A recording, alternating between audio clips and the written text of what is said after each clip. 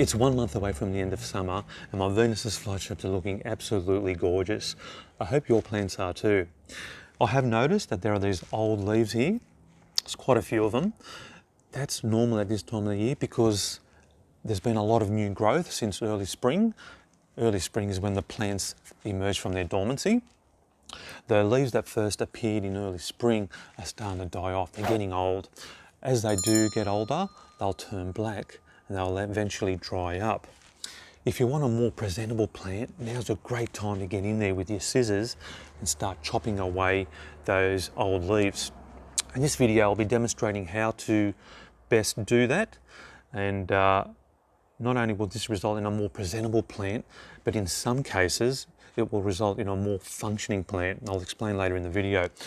I'll also explain how you can reuse these old leaves. My name is Jerry from Succulent Flytraps.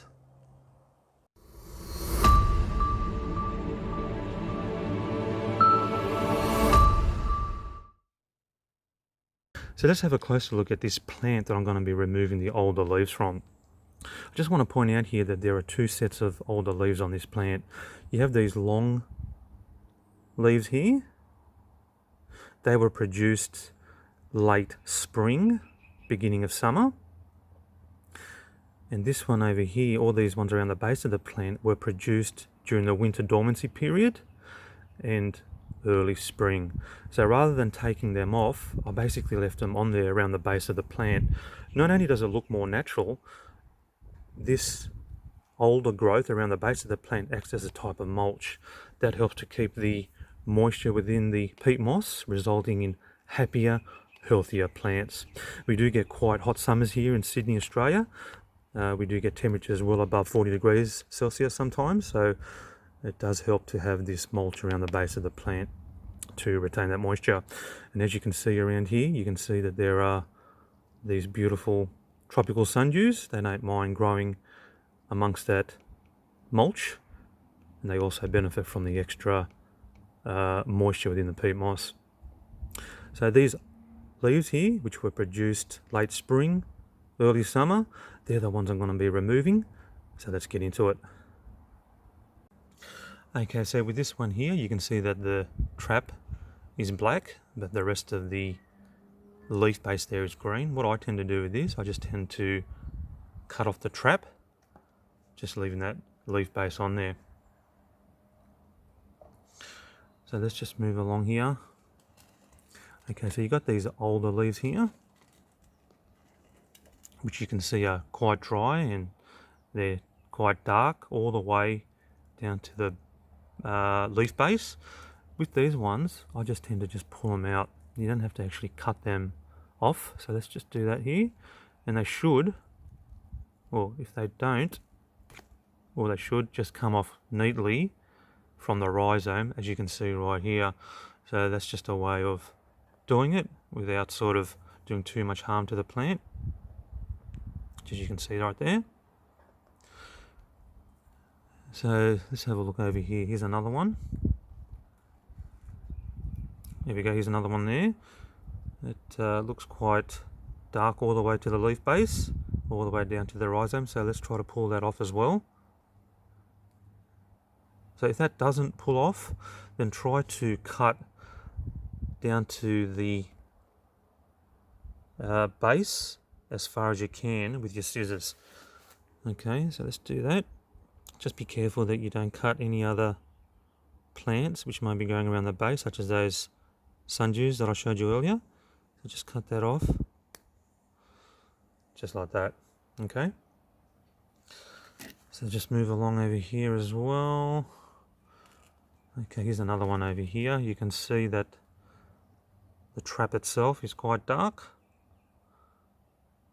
but the actual leaf base is still quite green. You can just cut that off. It doesn't hurt as well to cut it down lower if you want. Either way, it's just my preference. And already I'm starting to see how the plant is looking a lot more neater and just more presentable. So just moving along here, another one. Here's another dried up one. Let's have a look. Let's zoom in on that. So there's that one there. It's quite dry all the way to the end. It's quite black. So let's try to remove that. Whoop, that one didn't, but still I removed it. Let's just try to cut it down there. Of course, this is optional about how far you want to go with the cutting, but just like to do that. It's just my preference. Okay, here's another one over here, of course. Let's have a look. Let's just have a better look at this.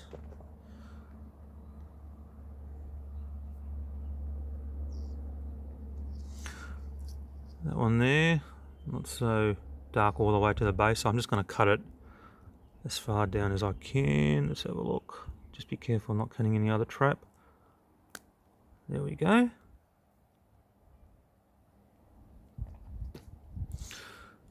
Okay, let's have a look. Keep looking around here. Alright, here's another one.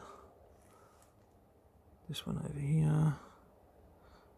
Let's try to remove that by hand. Yep, that one came out quite easily. It's great.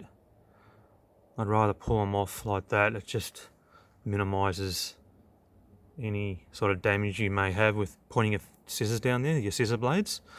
But of course, if you have to cut them, just cut them very carefully around the base. Here's one over here. Let's have a look. Just coming up through the middle. Again, it's black all the way down the leaf base. Try to pull that out. Nope, that's not coming out. So then, just with your scissor blades, go in there very carefully. Just with your scissor tips, just cut that off neatly. Just like that. Okay, moving along. Let's have a look. Okay, here's another one down here. That one looks very, very old. That would have been produced late spring, I'd say. And you can see just how dry that is. That's going to come out quite easily, I reckon. So let's try that. Yep. You're not doing any harm to the plant. You're just removing that older growth from the rhizome, from the stem. So we'll do this one as well. Let's add that off. Yeah, that came out quite easily. Here's a shorter one there. I'm just going to try and remove that. Yep, very easily. Of course, sometimes you don't even need your scissors. So just use your fingertips to carefully remove it. Try not to trigger any traps as you're doing this. Sometimes when the plants get crowded, just as you can see in this plant here, the older growth will sort of half sit in one of those traps. Try to remove those older leaves carefully from those traps without actually triggering them, without actually closing them, okay? You don't want to sort of make your plant spend vital energy unnecessarily, okay, during this old leaf removal process, okay? So here's another one here that's quite green there around the leaf base. Just cut that off very carefully, just using your fingertips. Done. Like that. Let's have a look. Here's an older one there. Let's remove that. This should come out quite easily, yes. Another one over here. You can see when they're really dry like that, there's a good chance that they're gonna be very easy to remove. That's what I'm seeing right here. Okay, that's looking a lot better now. Here's that one here coming up from the middle. Let's try to remove that by hand if we can. Nope.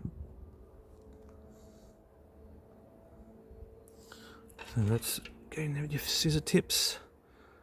Just try to remove it. Just be very careful here. It does help to have a sharp set of... Whoops, I just triggered that one. I didn't want to do that, but that's an example of what can happen when you're removing these older leaves. That trap will reopen again, but if you can prevent that from happening, the better, because that plant now has just spent that energy closing that trap and it hasn't received any reward in the process. Okay, let's come over here. Let's try to remove that one. And you can see how quickly that trap closed. So yeah, so you don't sort of get a second chance here. Okay, so that's looking a lot better now. I'm going to zoom out now a bit, just to give you a better view.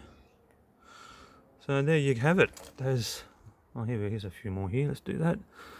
quite easy. Just going to remove the trap itself. Do that over here as well. Of course okay. So as you can see now, it's looking a lot better. Those older leaves have been removed. It's looking a lot more presentable. Okay, we did close the trap there, but that's okay. So also, as you're removing these old leaves, just sort of have a look for any traps which may be interfering with any other traps. And I'll show you what I mean here. So you can see how this top one here has closed that one there. And that's purely because that one was sitting inside the trap, and that's triggered some of the hairs off, and I would say there's nothing in this trap. So that's an indication that, hey, maybe your plant's getting a bit overcrowded. If it is and you're seeing this, try to move those traps out of the way somehow, so they don't sort of get caught with each other. Sometimes it's easier said than done though, but that's what I meant earlier when I said try to improve the functionality of your plant. If you see traps interfering with other traps, try to move them out of the way if you can. Okay?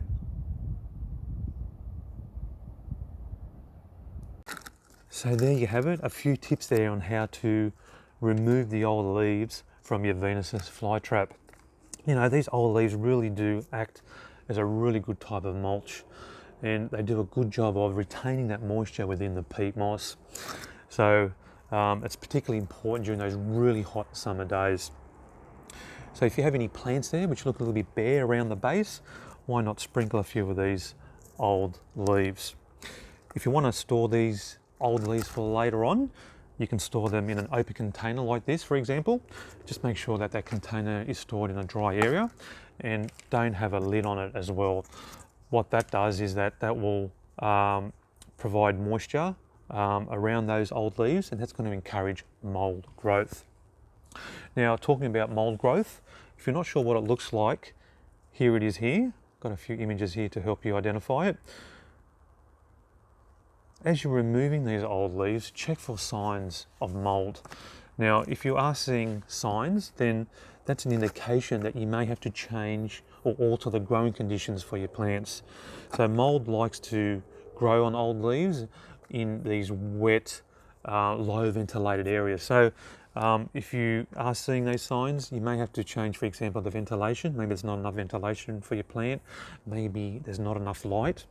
Or maybe you're just overwatering your plants. Either way, removing these old leaves will give you an indication of whether you have to change those growing conditions or not. It's all about maximizing your efforts and maximizing the time removing those old leaves. Sterilization of scissors is very important. The last thing you want to do is spread pathogens from plant to plant because your blades haven't been sterilized. The way I sterilize my blades is simply by dipping a tissue in some methylated spirits. I just simply wipe down those blades, and that's going to ensure that those blades are nicely sterilized. All right, hope you enjoyed the video. Hope you got something out of it.